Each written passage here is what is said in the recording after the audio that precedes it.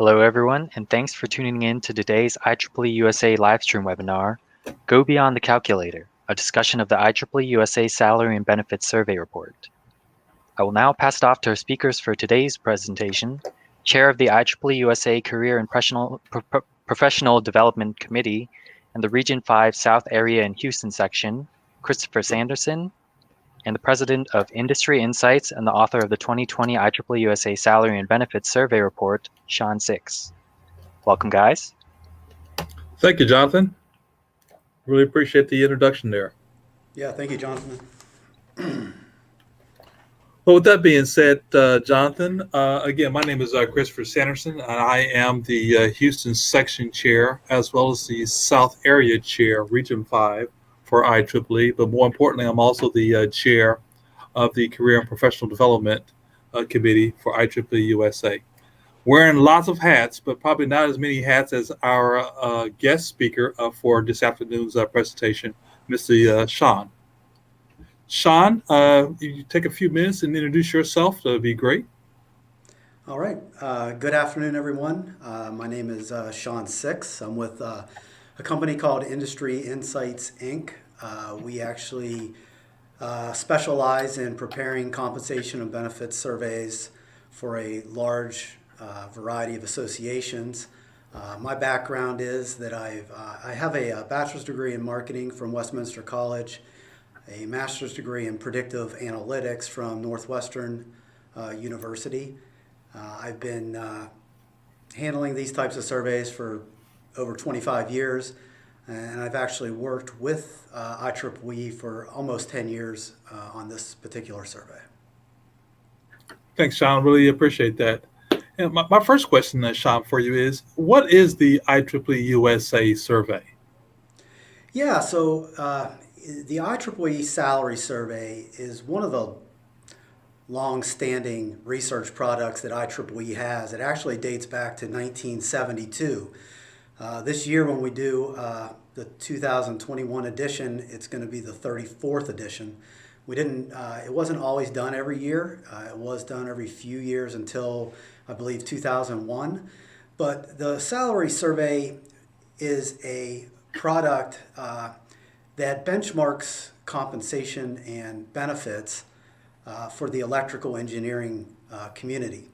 And as one of the largest associations in the world, is a very important project. It's an important, there's a lot of important metrics that come out of the survey, allowing people in a large variety of situations to be able to benchmark their compensation with that of their peers along a lot of different variables. Okay. Well, I think that you probably already partially answered my second question for you, but you said since 1973 that the survey's been published? Yeah. So it's been done a long time. Obviously, back then it wasn't online. Everything's done online today. But it was a paper-based survey form till I think about 2001. It went online.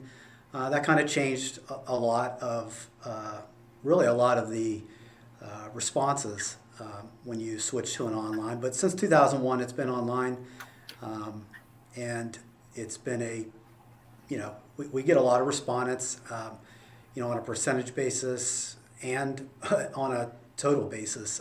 We get 8,000 to 10,000 responses about every year in the survey.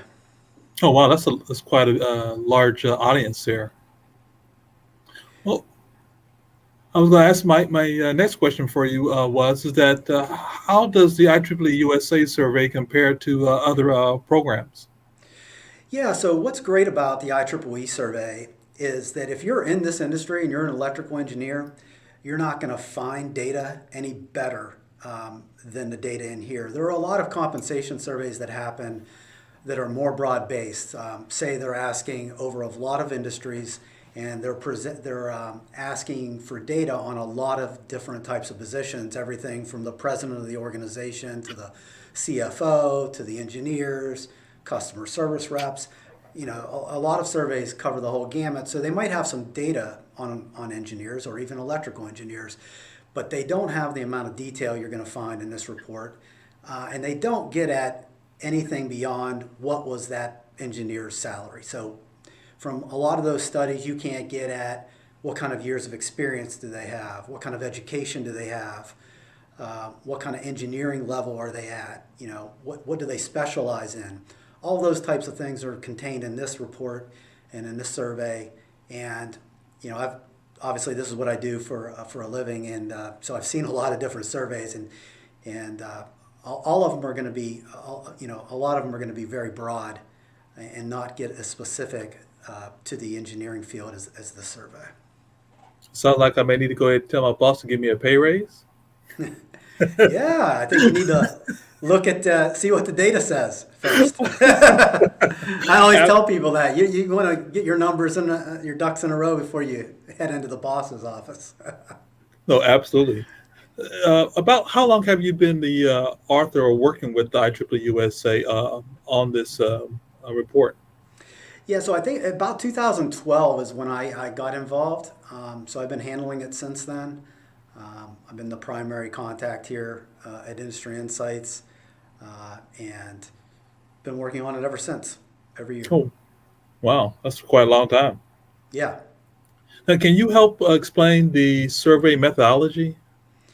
Yeah, so about every spring, in about March to April, we put together, or IEEE puts together a list of members that are eligible to participate in the survey.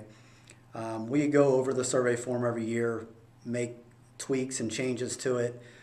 It's an entirely online survey form, and we create a unique URL link for every member that gets invited to participate in the survey.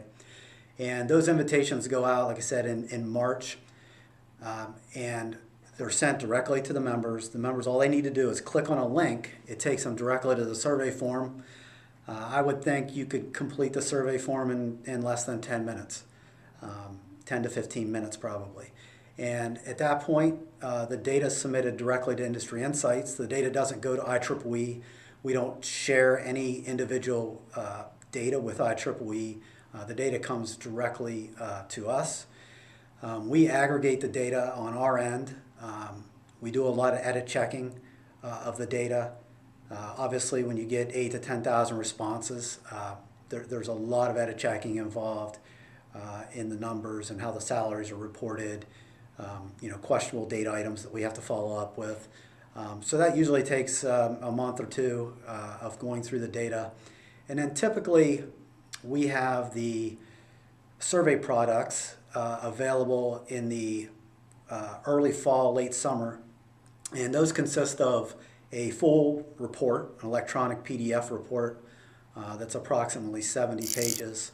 And then it also includes two really valuable tools. There's a salary calculator, which is a regression tool that we have online, and then what we call a searchable results tool that's also online, allowing members, both of those tools allow members to create more custom reports than are available in the overall printed or electronic PDF report. Well, it sounds like there's a lot of integration, a lot of different things that you can really glean from that survey report.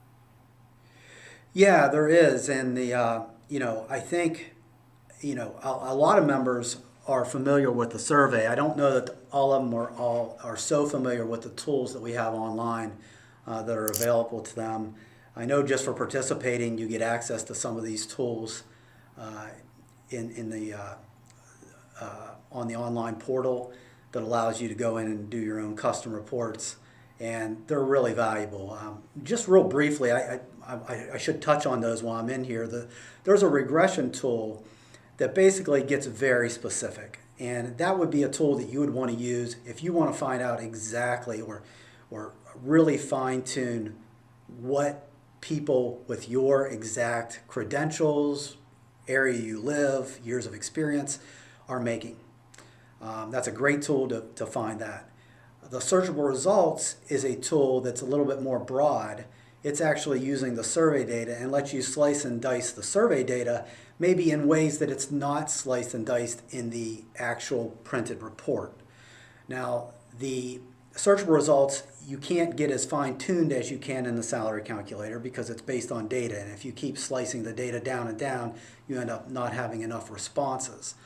But it is very good for some broad based analysis that you might want to do, especially if you're looking at hiring engineers in a certain area. You might want to get a more broad range of what people are making that fit specific criteria. Wow, that's definitely a very interactive. I didn't realize that. What are the factors that you've seen to have the most impact on electrical engineer salaries?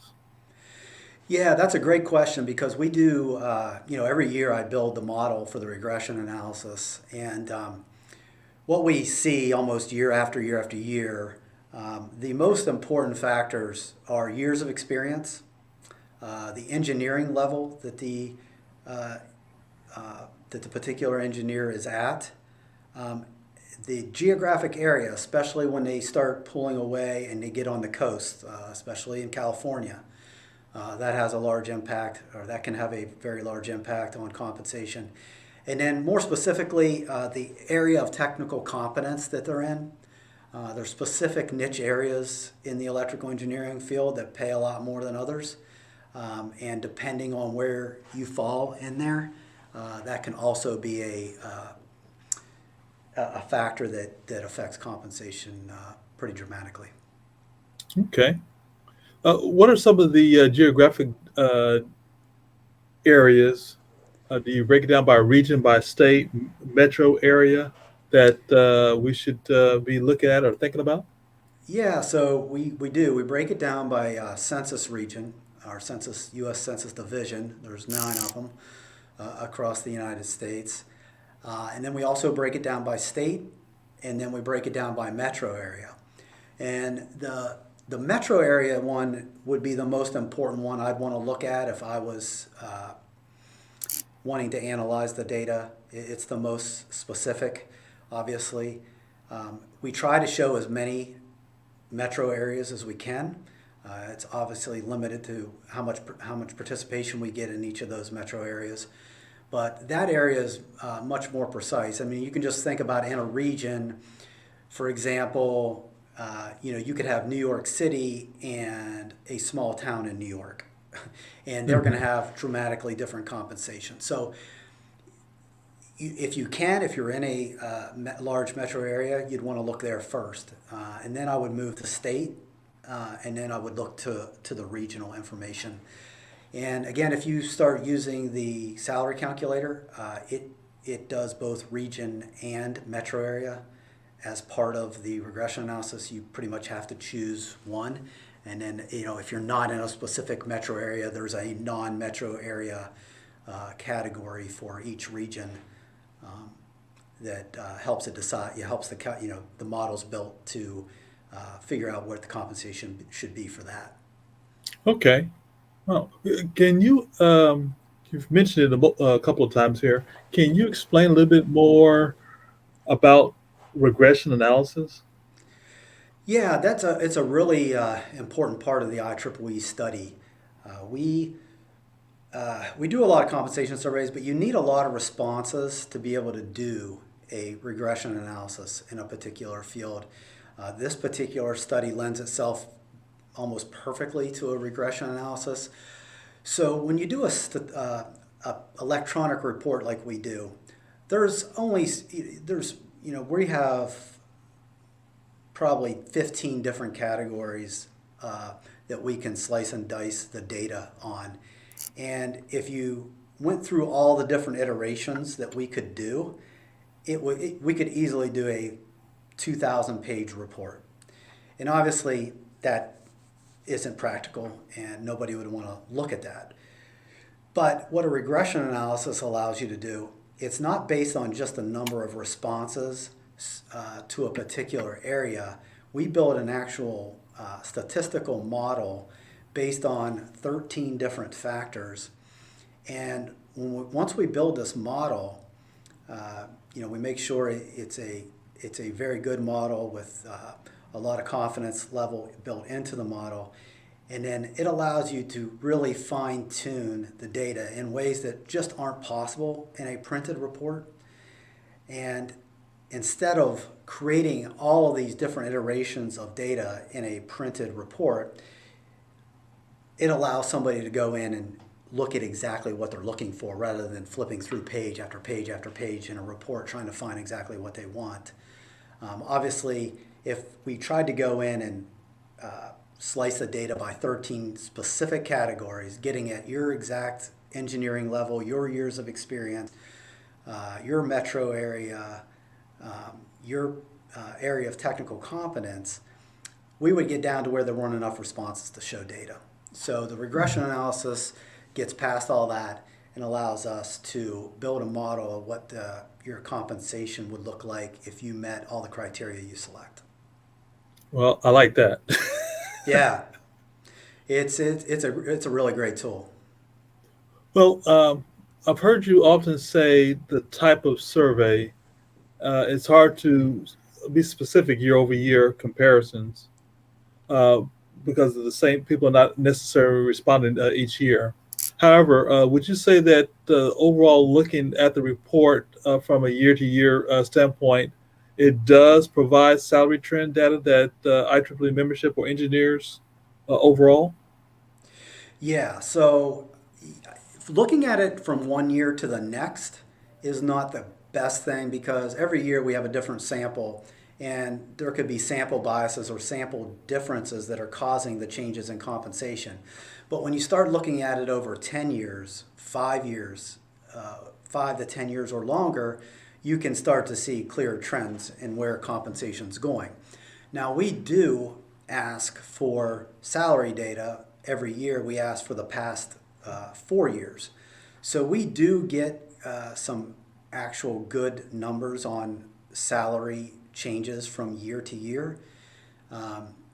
It's just not comparing one study to the next. It's actually when you look at just the 2020 study, we show that, for example, in 2020 and in this latest study, when we looked at everybody that reported compensation for the last 2020 and 2019, we saw a 3% increase in base salary from one year to the next. Oh, wow. And, that's, we look at that every year. We look at that change in compensation. So if we looked at just the actual dollar amount, it was actually 2.4%. But that, that could be sample differences if we looked at the 2020 versus the 2019 study. What I'm talking about in the 3% number is we actually asked the same exact people, what was your salary in 2020? What was your salary in 2019? And then we did what percentage change we saw there, and it was 3%. Okay. Now, I believe you may have a graphic for this next question that I'm about to ask you. But in section 6, do we have some yearly analysis that can better explain a normal income versus real income? Yeah, we do. Jonathan, it's the last chart in the slide, if you could put that in the slide deck, the last one. Now, let me explain a little bit between nominal and real income. If you think about nominal income, that's actually what was reported in a particular year. So if I look back, for example, to 1995, and I look at the average compensation reported in that study, it was $67,000. Mm. Okay, that was the nominal income that was reported in that year. What we do is we go back and adjust that number for inflation. Okay.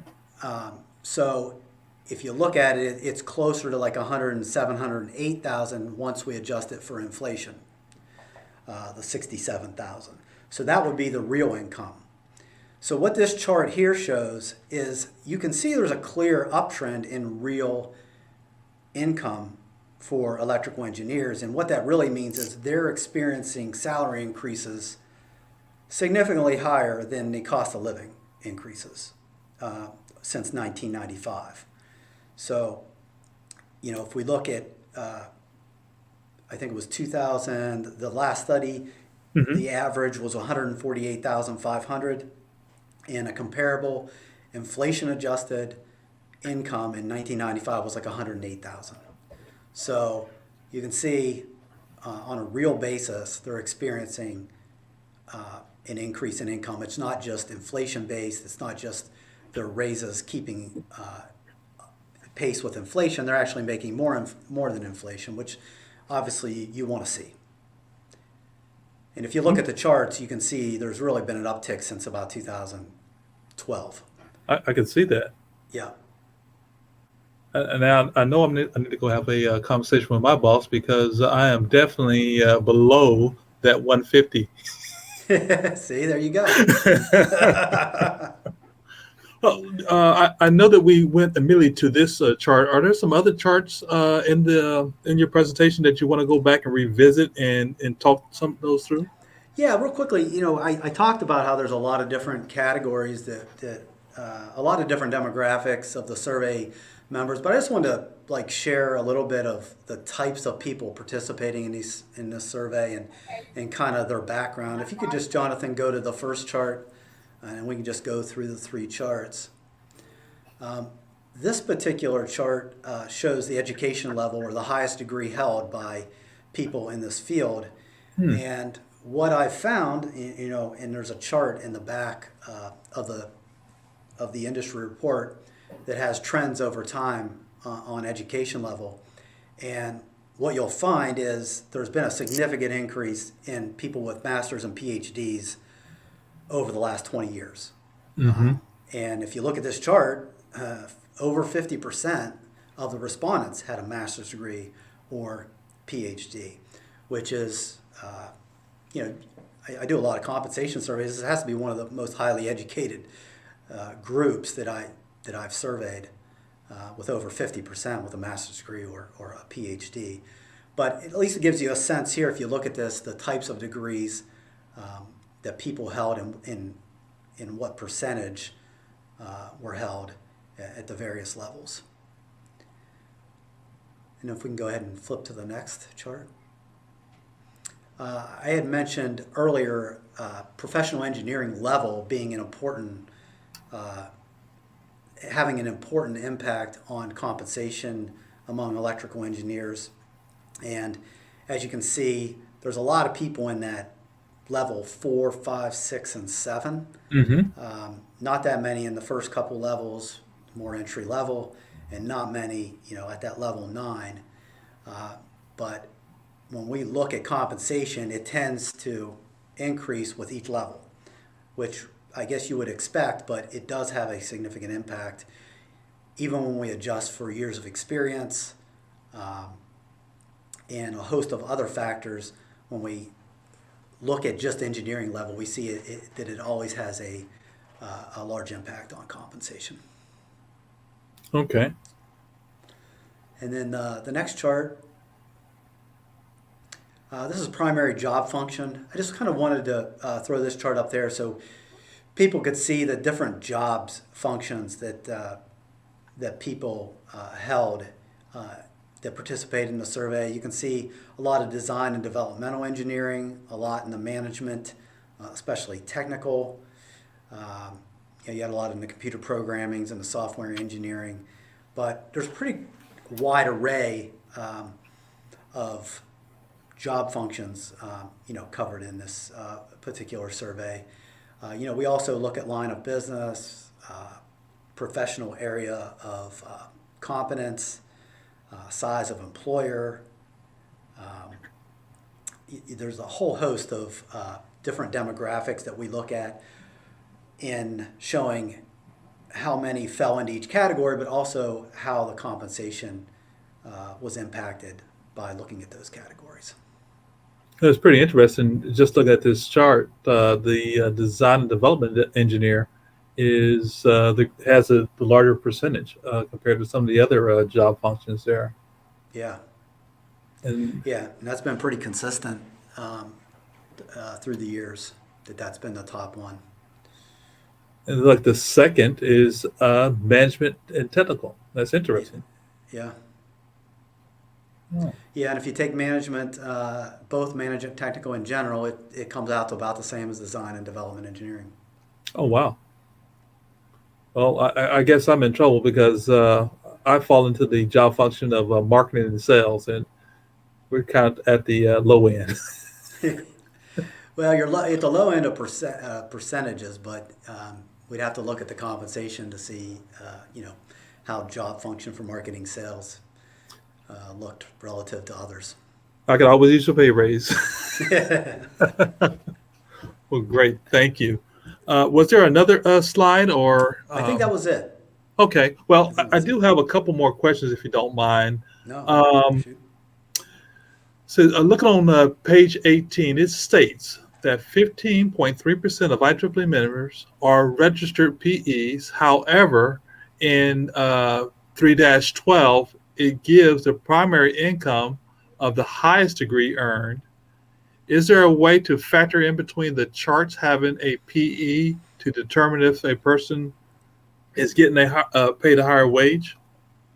We just discussed this recently, and while the professional engineer designation isn't necessarily a degree, we do need to show that in the report, and we have the data, so we need to show it, and it's something that we are definitely adding to the 2021 report. We want to look at how PE designations, the compensation compares to those without the designation.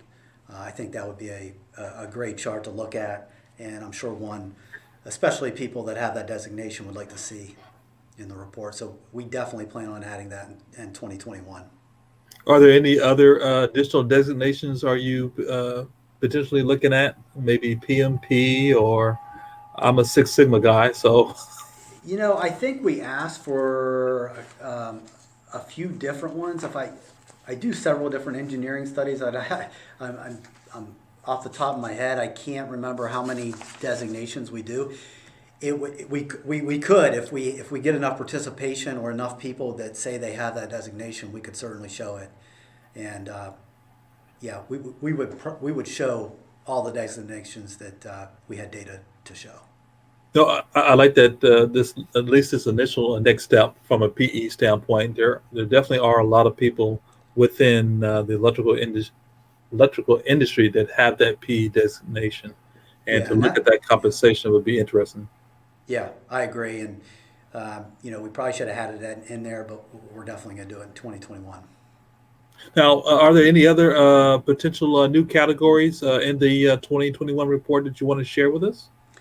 I don't know that there are any new categories. We did make some changes to the questionnaire, and a lot of it had to do around COVID Okay. and the impact COVID had last year, asking people how it impacted them.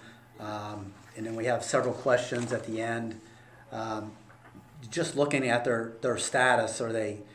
You know, are they considering leaving their job? Are they looking at other employment opportunities? And also looking at what's important to them, Hmm. what factors are important to them when they're looking at, possibly switching jobs. We've always asked questions on satisfaction, overall job satisfaction, Hmm. and we asked it on a lot of different categories. We ask them how they rate their compensation, how they rate their employer. There's a whole host, but we also have an overall job satisfaction. And it was one of the notes I wrote down here because I found it interesting that in 2020, we had the highest overall job satisfaction for this group Oh, in the really? last 12 years. In the last 12 years, yeah. So it had been kind of edging up, but Hmm. in 2020 it was the pretty significantly higher, and that is a chart actually in the 2020 report if anybody has access to that. I am going to love to be able to read or see the results for the 2021 one. Do they still have that same Yes. uh, confidence? Yeah, and some of it's confidence, and some of it's yeah. It'll be very interesting, with the whole work from home Hmm. aspect and how that impacted. It may have positively impacted their uh, job satisfaction.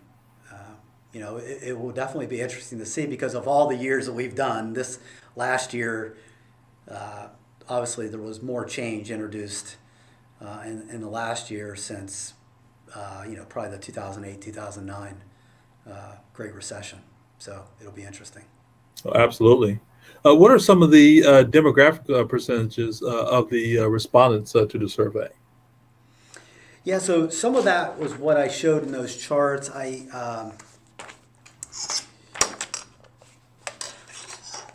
Going through here, we look at a lot of different categories to kind of give people a sense of what type of people are participating and Hmm. where they're employed.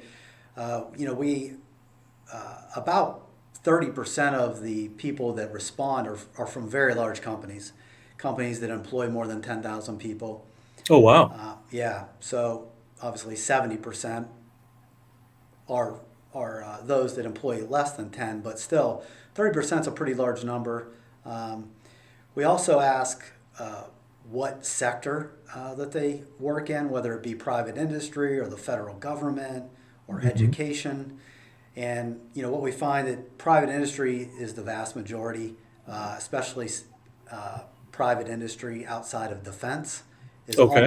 almost 50% of the respondents. Um, and then if we add in defense, that's another 13%, private industry defense. And then the next largest category would be educational institutions at about 14%, Hmm. and then utilities, 11%. Really? Utilities? Yeah, utilities. That's interesting because I've heard for some time now that the utility power industry that there's a lot of retirements that'll be taking place over past and recent years, and them trying to make sure to have the next generation of engineers to come into that industry. And sometimes engineers graduating this year, looking to invent a .com or invent a little electronic device that wows the world, and not necessarily interested in that traditional uh, job function or industry. So that's very interesting. Very interesting. Yeah, obviously there's a lot of jobs in that area. It's We definitely. I'm sorry. Go ahead. No, I was just going to say we also look at line of business. So Okay. that would be more. If I look at the top categories for line of business, it would be electrical, electronic manufacturing. That's pretty you'd kind of expect. Education is Okay. 10%. Defense Hmm. um, is also very big. Communications, aerospace, Okay. and again utilities. Okay. Yep. So those, and again, these are exhibits in the industry report showing how the responses break down by these various categories. But we literally probably have 25 different demographic categories that we ask data for and present in the report. But some of these are some of the main ones that I've discussed today. Okay.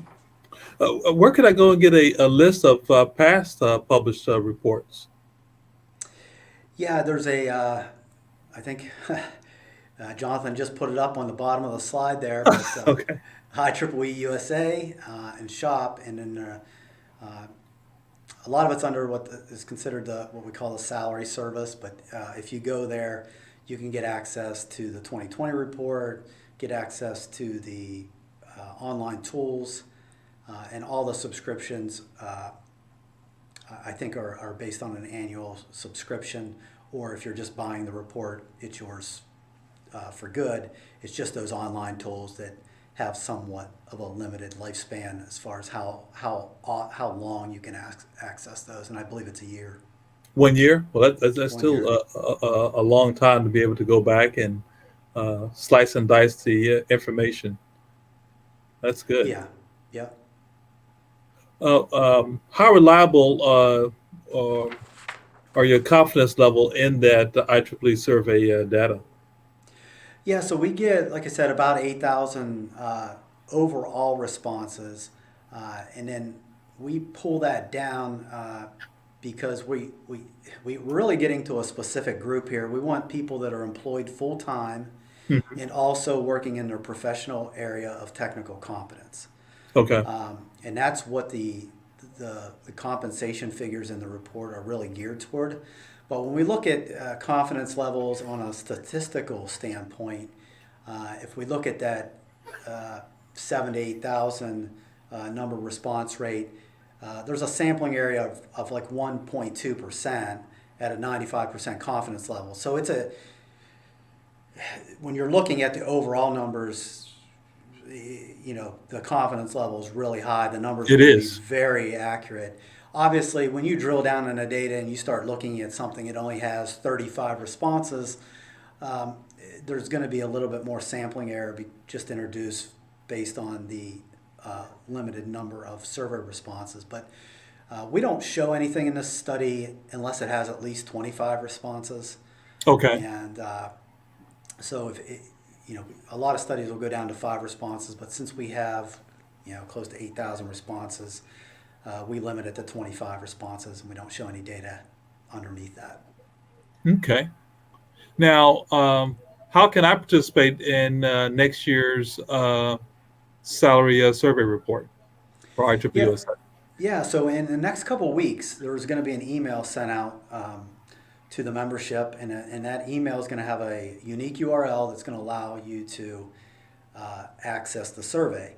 Now, if for some reason you don't get the email, because there's a lot of reasons you might not, I think there's some criteria they use to select the members, but then also sometimes it gets caught up in the spam filter or it just doesn't get to you. You can access it through the IEEE site, and there's a link for the actual survey form on the site, and you can access it that way as well. Okay. Well, this is my last question before we start opening it up to others who are participating with us virtually here. Do you have any closing thoughts that you'd like to share? Yeah, I think I would just like to share that, I do a lot of different compensation surveys, and this one has a long history and a lot of participation and a lot of great data. And I think there's a lot of people that don't necessarily use it. And I think it's an invaluable tool anytime you're thinking about changing a job, you're looking for a raise, you're thinking about moving to a different area, trying to see what somebody in your field might make in that area. There's a lot of different reasons to want to have this data. But importantly, we need people to participate in the survey form. You do in the survey. You actually get something for your participation.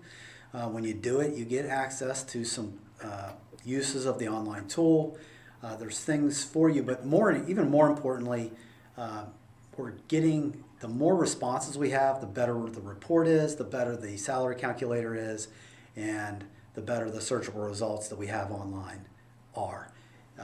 So increased participation helps everything. It allows us to provide more data cuts, more thorough data cuts. It's just a more robust sample. It helps everything. And if you can take 10 minutes, complete the survey form, I think you'll find that your effort is well rewarded in both what you get for participating and helping out others in your industry when they need to access this type of information, because really there's nowhere else you can go to get information this granular for this industry. No, I actually have to absolutely agree with you there. In years past, I've participated in the survey, and I keep a copy of those past reports just from a understanding what's going on from a market standpoint, as well as making sure that I keep my boss honest in reference to my compensation when I'm doing well. But at the end of the day, it's definitely for me a really good tool to really understand what's going on in my industry from a compensation standpoint and what type of trends that I can glean from the information. We're now in a new era of big data, AI, and all these different things. And I'm glad to be associated and a member of IEEE that's actually setting the standards in those industries, and looking forward to seeing what type of jobs are being created in the future in those particular market segments. So again, Shawn, I really do appreciate your time. I think at this point in time, we would like to open it up to some of our listeners that are participating live with us. Thank you, Chris and Shawn. So, as Christopher just said, folks, we will now open up the floor for questions from our audience. Go ahead and ask your questions in the comments section, and we'll load them onto the stream for our presenters to answer. We'll give them a few minutes to put in their questions.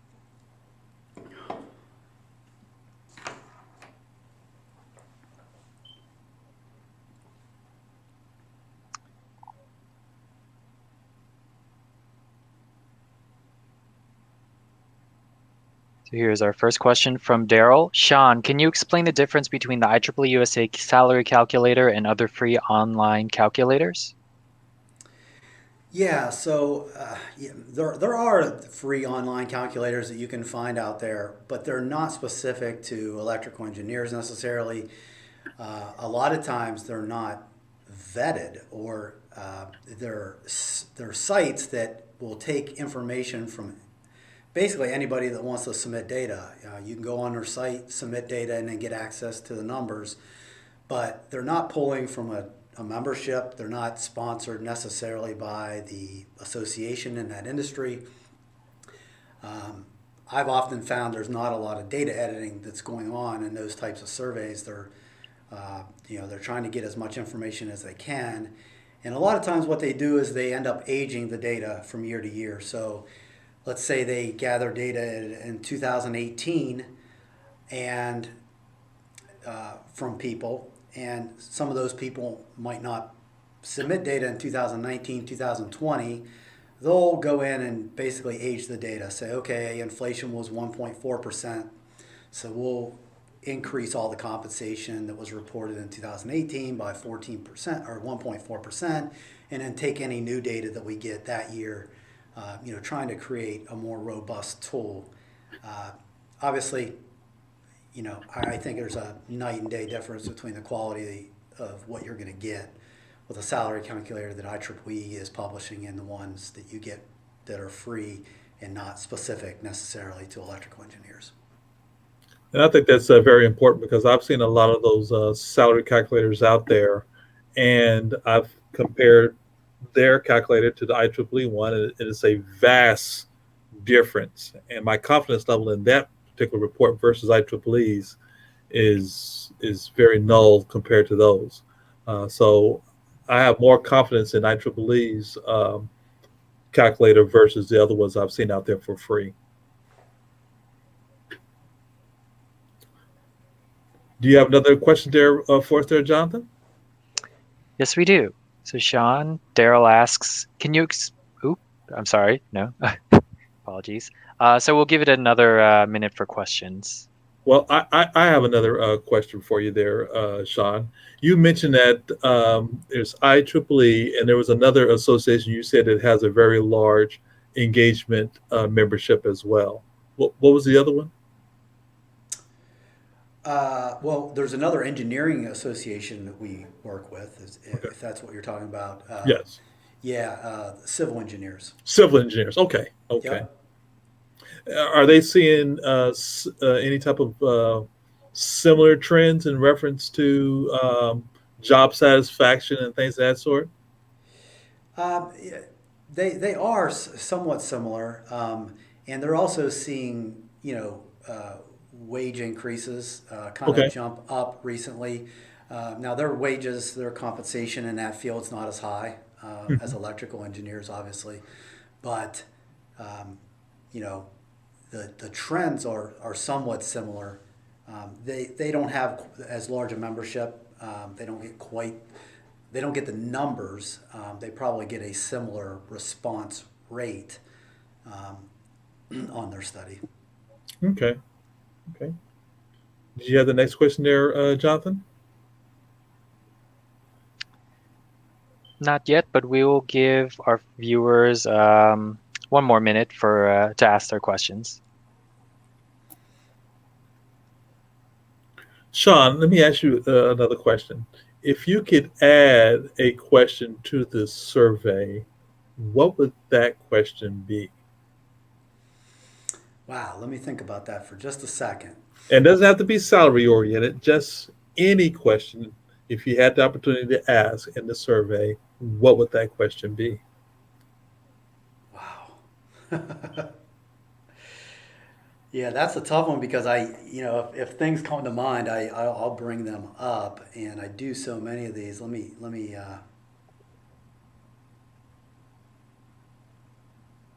Wow, that's a tough one. So for me, I think the one question I would probably ask, and it may or may not have any type of relevancy, but um, it would probably be, do you make as much or more than your parents make? Yeah, that would be interesting.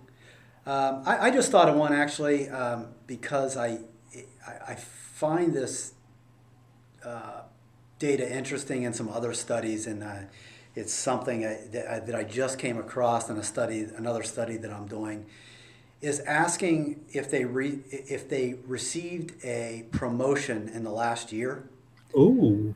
and then finding out what their raise, like what the change in compensation is for those that got a promotion in the last year versus those that did not get a promotion. Obviously, you're not going to get a lot of people that are promoted. I mean, it's going to Hmm. be less than half, but it might be 15%.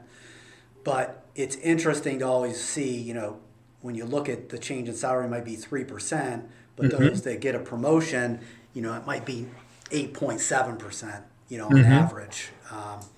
And I always find that information interesting because I think there's also that information that's interesting to people. Okay, I know, what in general people are getting year to year if they don't change their role or their job, but what if they received a promotion? What type of increase could they potentially expect? Expect, uh-huh. Yeah, No, I know when I was asking my particular question, the other part of that is that work-life balance. I know I definitely get paid more than my parents ever made, but that work-life balance is not the same compared to what they were being paid, and them managing raising three of us for my family and dealing with everything else. And I know I'm making far more money, and I only have two kids, but I have not yet figured out that work life balance. yeah. I think it's hard for everyone, especially when you're in the technology field. I consider myself in the technology field too. It's hard to turn it off. I mean, you say, oh, I'm working 40, 50 hours a week, but you're checking emails and you're replying to stuff. It's like I find myself, I'll be at 10 at night, uh, responding to questions and answering, so it's hard to actually sometimes just get away from it. That's the tough part with technology, especially, now that everybody's kind of getting used to working from home. They have their whole computer and everything set up right in their house. Hmm. It can be hard to get away from. Well, one of the trends I have been reading is that productivity from working from home used to be that they thought they would receive less, but actually it's been more. And I am just as guilty as you are in reference to checking my cell phone and checking my messages and looking for things, as well as when I'm at home. After dinner, I'm popping up the laptop and trying to answer a couple of emails, trying to catch up with the news, and I'm always on. And Yeah. so I actually made a promise to my wife that when we go on our cruise, she's not buying internet service. I can't use my cell phone, so I'm going to be totally disconnected out on the water somewhere after this COVID. Yeah, that'd be great. I mean, we should all do that. It's hard though. It really is. All right, guys. So we have another question from David Imes. Do you think we'll need to address salary adjustments based on location in future surveys as a result of COVID? And he had another part of the question. In other words, address differences between working work remotely versus people who work primarily in the office? Yeah, that's a great question. I when you think about that, it's not necessarily where I mean, you're going to have you see a lot of people that are working that have jobs in like Silicon Valley, where the cost of living's super high, and they're moving to less costly areas, and a lot of times they're taking a pay decrease to do it, but overall they're making more still by moving. And I do think we might have to get at we might have to ask: are you working from home and getting and figuring out where that's at rather than where their place of employment is, because it might have more of an impact, or there might be, if somebody's working for Google but they live in Idaho, a lot of times those companies will adjust the compensation for those people that aren't physically living in Silicon Valley. I've heard some interesting news that some of the companies, even post-COVID, will still maintain a workforce or a work-at-home workforce, which I thought was pretty interesting. And it's normally around those .com entities. Yeah, I mean, I think there's going to be a lot of companies that keep people working from home, even if it's not an everyday basis. I mean, I think you're going to have a cohort that works online all the time and Mm-hmm. might not need to live. I mean, I know we have some big employers in my area, Cardinal Health, that is allowing people to live other places and keep their employment. And then you're going to have people that are companies that don't require you to be in the office every day, whether it be 2 or 3 days a week, you work from home. So I mean, there's going to be things that come out of this whole last year that stick, especially, it was kind of like a technology revolution that would have taken 6 to 10 years happened in 6 months. Mm-hmm. And, it's brought everybody forward much faster than I think we could have ever expected. And a lot of those changes are going to stick. Now, I have to say that I used to work for General Electric, and the vice president of sales used to have a poster board cutout of the future salesperson. And the person had 2 or 3 cell phones and beepers and a laptop, uh, as well as manuals and brochures all on them. And everyone used to walk by and say, "What is that?" He said, "Well, that's the future of our sales department." Like, that's not happening. He says, "Yes, it is." And you look at us today. This was back in the mid '90s, and it's 2020, and I see us there. Um, there's no necessary for me to go into an office. I have my roles and responsibilities, and the expectation for me is to deliver. And so I can either do it from the office or outside of the office, as long as it's getting done. Yeah, for jobs where you can measure productivity easily, Hmm. it's you're going to find a lot of those jobs um, aren't going to be necessary to necessarily be in the office. But it will definitely be interesting to see how it all shakes out in the next couple of years. I mean, I think the trend's been set, and I don't think we're going to go back. No going back, as they say. Yep. Hey, Jonathan, did you have another question for us there? No, I believe that's it for questions from our audience. All right. So thank you so much, Christopher and Shawn, for joining us today and giving our viewers some insight into the data and recent findings in the 2020 Salary and Benefits Survey Report, which they can find the link to access the full report down below. Thank you, everyone, for tuning in and for your great questions. Check back daily on our social media for future live streams, updates, and we hope you all have a great rest of your day.